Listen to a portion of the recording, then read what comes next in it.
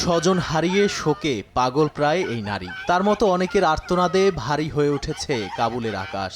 স্থানীয় সময় সোমবার রাতে প্রতিবেশী পাকিস্তানের ব্যাপক বোমাবর্ষণে ধ্বংস হয়ে যায় আফগানিস্তানের রাজধানীর একটি মাদকাসক্ত নিরাময় হাসপাতাল। সেখানে থাকা রোগী ও হাসপাতালের ডাক্তার কর্মী সহ হতাহত হন শত শত মানুষ। বুধবার নিহতদের তালিকা প্রকাশ করে প্রশাসন। শেষবারের মতো প্রিয়জনকে তালিকায় খুঁজে পাওয়া যায় কিনা তা দেখতেই ভিড় করেন স্বজনরা। কেউ হয়তো মরদেহ খুঁজে পেয়েছেন, আবার কারো প্রিয়জন মিশে গেছে ধুলোর সাথে।